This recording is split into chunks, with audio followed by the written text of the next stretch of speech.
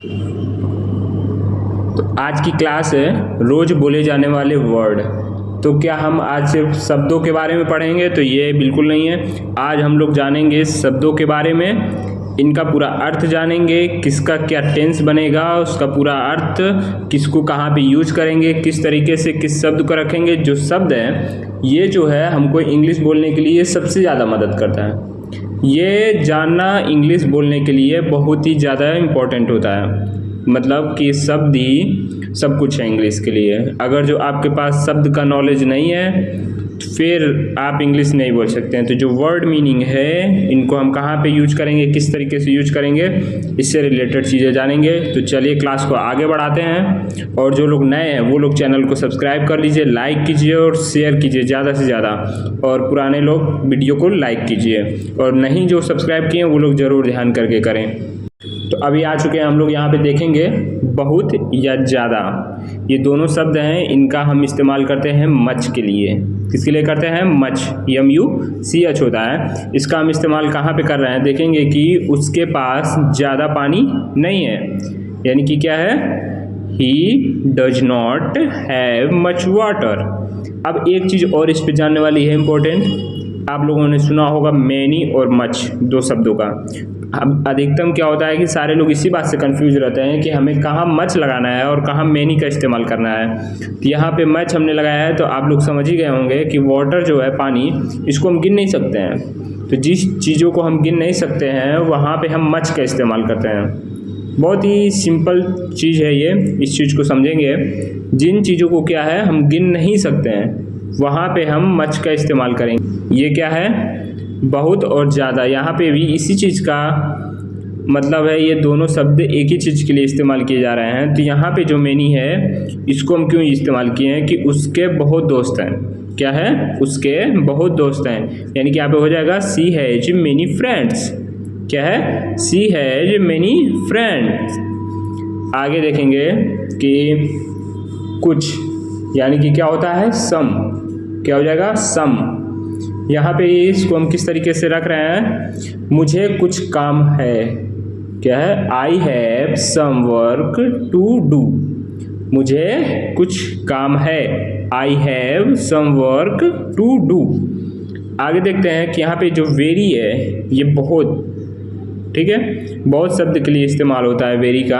और यहाँ पे हम इसको क्यों इस्तेमाल कर रहे हैं, कैसे कर रहे हैं, इसको देखेंगे कि वे बहुत व्यस्त हैं, यानी कि दे आर वेरी बिजी। जैसे कि आप लोग देखे होंगे कि गुड किसी को देते हैं, हम क्लास में पढ़ रहे, कोई लड़का अच्छे नंबर लाता है तो उसको बोलेंगे गुड। किसी को लिखते हैं वेरी गुड। यार गुड और वेरी गुड में दोनों में क्या अंतर है?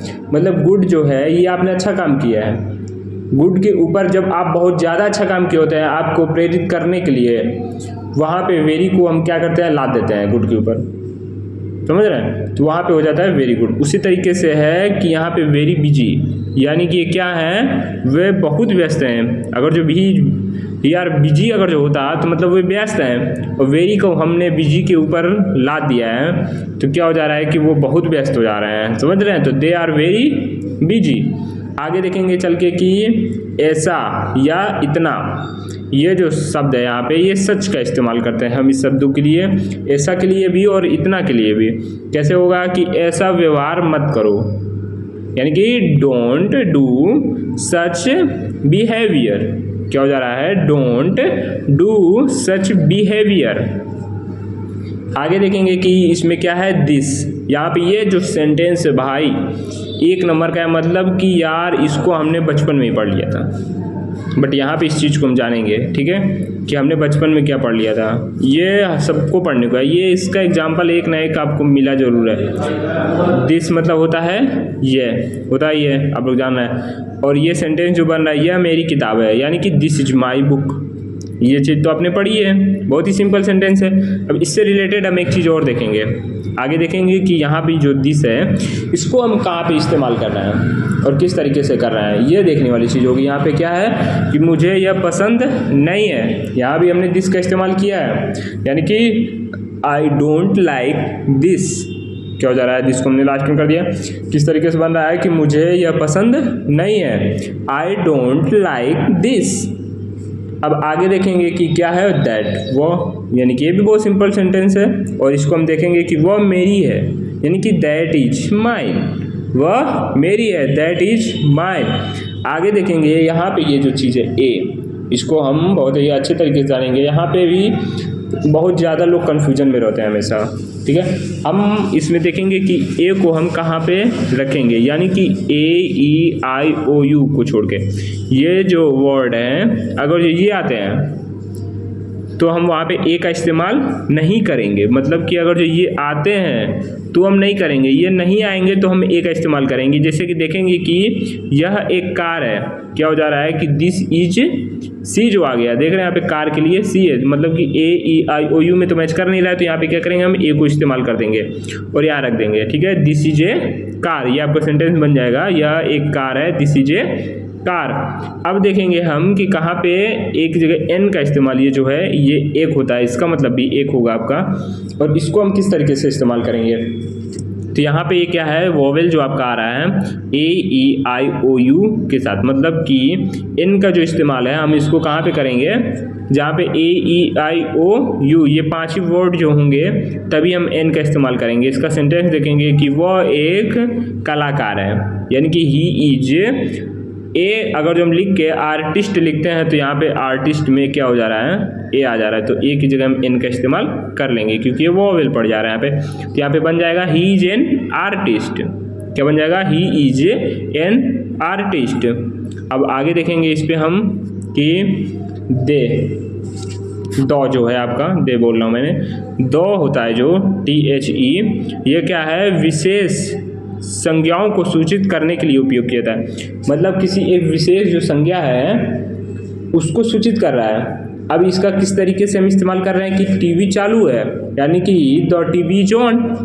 अब हम यहाँ पे सोचेंगे कि ये टीवी है, मतलब ये टीवी जो है एक विशेष चीज़ के लिए, यानी कि हम सारी टीवियों को नहीं कह रहे हैं। आप घर पे हैं, आपने कहा टीवी चालू, यानी कि वो आपके घर की टीवी चालू है, यानी कि मैंने पूरे दुनिया में जो जहाँ भी टीवियाँ हैं जितनी हैं उन चीज़ों के बारे में बात नहीं की। यहाँ पे किसी एक विशेष की बात की जा रही है। विशेष मतलब वो हो गई कि जो आप जिस घर पे हैं उस टीवी को की बात कर रहे हैं आप, ठीक है, कि द टीवी इज ऑन, यानी कि टीवी चालू है। अब आगे देखेंगे कि यहाँ पे जो है द, ये क्या है विशेष संज्ञाओं की सूचित कर रहा है।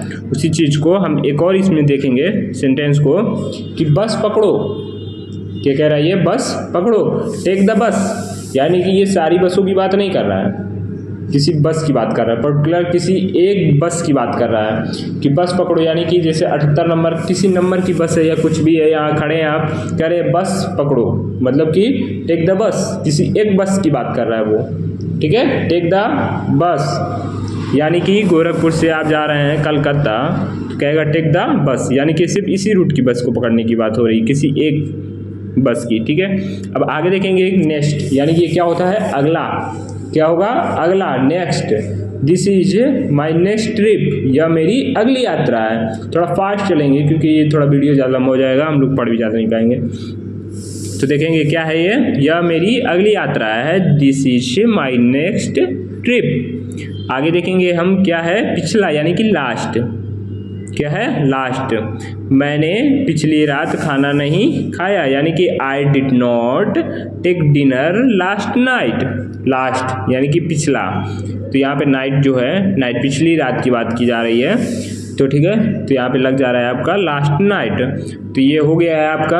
और गाइस आप लोग लाइक कीजिए, आज के लिए इतना ही काफ़ी है, ठीक है, तो लाइक कीजिए, चैनल को सब्सक्राइब कीजिए, ज़्यादा से ज़्यादा लोगों पे शेयर भी कीजिए इस चीज़ को।